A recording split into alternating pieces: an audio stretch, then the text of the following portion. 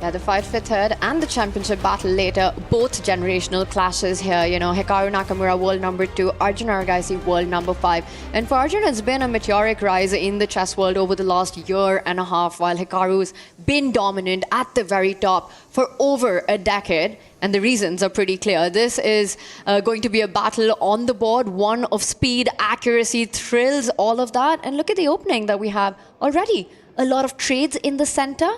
Liquidated completely here, and the queen moves away. Yeah, it was a double Queen's Gambit, just as Magnus essayed yesterday in his first game against Magnus Carlsen. That ended in defeat, but Hikaru goes back to one of his favorite openings a bit earlier. The Queen's Gambit, white offering a pawn, met by black offering a pawn, and ultimately the whole of the D and C files have opened up. Nice development here for the white pieces. White's bishop hitting a black knight, threatening to double some pawns. Hikaru will most likely react to that.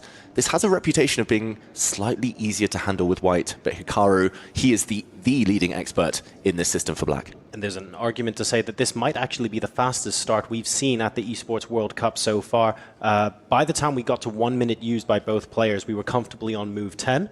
Moves have been played very quickly before, but this is the fastest we've stormed out of the gates, just trying to get to the middle game as quickly as possible. And the reason that white often does better here, even though it looks completely symmetrical, you feel like there have been too many trades to start off with, is that everything comes on with a tempo. The pieces flow easier, the rook lined up against the black queen, the bishop and the queen now setting up a battery on that light square diagonal, eyeing the 8-7 pawn, with already threats of bishop takes knight, and very often black has to be the one making those defensive moves earlier on. Also having a bit of a problem in developing his own light squared bishop. Hikaru Nakamura will find a way. He looks pretty confident. Has used a little bit of a clock, but the bishop eventually does come out, now aiming at bringing the rook to the central file. Already given a question mark though, Hikaru Nakamura's last move. I'm going to say the most natural human move in the position. This is the obvious home for black's light squared bishop, but it is within striking distance. One reason here is that Arjun could do what he's doing. He could trade off bishops, land a knight. He gets there before I do. He's attacking black's light squared bishop now with that knight. You cannot allow a trade on this square if you're Hikaru Nakamura. You cannot at least allow it to happen when you have to take back with the pawn. That would ruin your structure, give you no light squared bind. He protects it with his rook instead, but look at the eval bar, hating what Hikaru's doing. Not liking it at all, and Hikaru spent more than 10 seconds on 5 moves in a row from move 8 onwards, and that's when his position started to deteriorate as well. So maybe that was the point where maybe he thought the game was going to go in a slightly different direction and he was thinking more on his feet. The only move he's played quickly recently is the recapture on f6. And that was a forcing move. Right now, it's not only one knight of Arjun that's going to step forward, but the other one as well, targeting the bishop on the dark squares. And when that lands at the center of the board, knight e4, always a move to look out for. Queen c2, once again creating that battery. Just feels like the kind of position that Arjun will enjoy playing. It has the makings of all those tricks and tactics on the right side of the board. When you know you've got the knight pair, something that Vishy Anand really loves. He's always a supporter of the knights over bishop, and I think Arjun, inspired by that, means tactics on the board.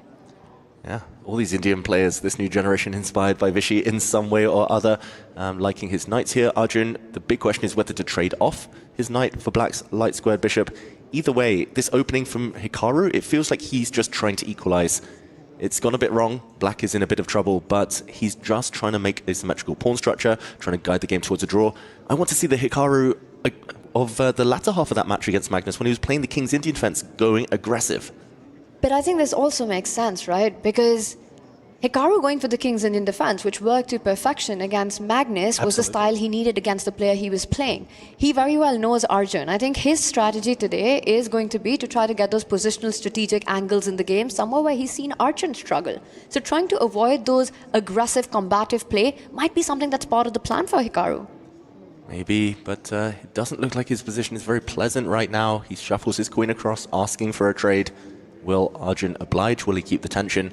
A lot of options, extra minute on the clock. Arjun's heart rate back down to very normal rate, born in a refrigerator, as they were saying. And Hikaru definitely feeling the pressure early doors. And now there's a couple of options, of course. Arjun could bring his other knight into e4 and hit both bishops and say, okay, or he could just take the light squared bishop here. Maybe there's a couple of third options as well, but I would imagine hitting the minor pieces, giving maximum flexibility is useful. Does he eventually want to take the bishops off in this position? I think he does, but this is the move I was expecting from Arjun simply because he likes to keep the tension on the board. He didn't want to rush with it, and that response was not what I was expecting on the board. The bishop came from there. It would make a lot of sense if Hikaru had the time to develop that queenside rook to the center file and then retreat. But he just voluntarily disconnected the two rooks. This looks quite unnatural. Yeah, very odd. It just smells bad, Hikaru's last few moves, losing time with his pieces, and Arjun says, you go back, I go forward. The white queen steps to a very, very nice square, pressuring black's dark squared bishop, which is kind of caught in a bind, can barely move. Black's pieces all tied up in knots. This is a dream start for Arjun. Okay, the bishop does in the end shift, still defended by the black queen, but it still needs a move or two to get to safety. This is just beautiful, right? Look at each and every piece that Arjun has, everything playing at the center of the board. And usually when you're able to capture central squares and place them the way Arjun has, you can direct play on either side. And that's why the center in chess is so incredibly important, so that you can decide to get to the right flank or the left flank depending on where the weaknesses are. You could also think about improving the diagonal of his light squared bishop. A lot of tender spots to target to. This is a beautiful start. And look at that, tactics on the board by Arjun. Yeah, let's delve into this one. That white knight jumping forward, very, very ambitious. It was a trick that Hikaru Nakamura dodged. And if we just rewind action replay on our green analysis board here, the white knight dropping into d6, hitting the black rook. If it had been taken, it looks free, but it is poisoned. Bishop takes h7, check. Getting out the way, and look at this, the white rook suddenly pounces on the d-file, hitting the black queen. It's all about the d-file, and right now, the two white knights sitting pretty, hitting the black rook, hitting the black bishop. One of them has moved, but the f7 square we're highlighting there also very vulnerable to white's army. All of the white's pieces are flooding forward. Hikaru here barely holding the barricades. This looks beautiful for white. And I think you try to keep that pawn defended. Hikaru moves his rook back to f8. When a player has to put that bishop, which has just moved to e6, all the way back to its starting square, when the castled rook comes back to that position on f8, you know that the opening's gone completely wrong for you. Right. Well, let's have a positional question about this opening that I'm quite keen to hear the answer to. The theme of the last 5, 6, 7 moves, lots of knights moving, lots of bishops moving out of the way. Arjun Erigaisi continuing to try and ratchet up the pressure on the board. How do you tell when it's too much? We sometimes speak of chess players overpressing their position or keeping the tension on the board too long. How is it possible to tell when the right moment to strike is? Because that must be such a delicate balance. It is hard. Normally that's where you need to back it up with calculation, looking into the future, starting with those forcing moves, the checks, the captures, and the threats. Normally there's also a bit of a trigger. And the trigger here could be the fact that black has lost so much time. The bishop, the light square bishop on c8 has moved twice, only to go back home. The black rook on f8. If you count castling, it's moved 3 times, went to e8, back. The black bishop on h6 has moved 4 times. The black queen has moved 4 times. The black knight has retreated back. So all of these things adding up, your opponent retreating, that normally is a signal you go forward, you can cash in some way or other. It almost starts feeling like Hikaru is setting up the board for the next game. Everything retreating to the first rank. You look at him, and that's all you need to know about this position. And meanwhile, Arjun just continues to improve, gain more space, solidify more pieces on the board already on beautiful squares. I mean, this position is a dream one with the white pieces for Arjun, playing a player like Hikaru, completely dominating the board, all sides. The outposts here for the knights are really strong as well, because either of the knights can jump back to e4 as well and continue to move towards the king side. You can't play f5 because it's pinned by the bishop, which leads me to think it's weird thinking king h8 might be an active move here, but is freeing up that side of the board the plan for Hikaru to release himself from this bind? He has to find a way. You're completely right. So one idea could be to do it on the right flank. But I think the last move by Hikaru sort of hints at how he's trying to achieve that. He's just moved the rook away from the white queen's eye line and wanted to push the b pawn forward to b6 to kick out the white knight. Now, I think, speaking about when is the trigger that you need to go concrete, that was it. Arjun maximized his pieces, got the trade in, and we're seeing a forcing sequence of moves playing out here. Yeah, and I was going to say the bigger shock to me is that Hikaru wasn't making any faces, he wasn't shaking his head, but it has started to begin. He kind of winced as he offered that queen trade. Look at black's pawn structure now. doubled f-pawns. That is not a nice sight there. Black's bishop very offside, just staring at a brick wall. In the meantime, if Arjun wants, he can get hungry here. He can trade off knights by winning a pawn. And there we go. The whole of the black queenside is about to disappear. Hikaru's got some tricks up his sleeve, potentially. I'm really shocked that he's not making faces, though, Tanya. He is dead lost. He's busted, but he's not reacting. Yeah, usually by now you see all those trademark Hikaru head shakes and you know, where he's really, and there it is, at least a slight one, where he's furious with himself. But I think there's this realization that this has gone absolutely disastrous, wrong from the start, something that we saw in game 1 against Magnus as well. In fact, it's gone so wrong that Arjun doesn't need to rush with capturing that second pawn.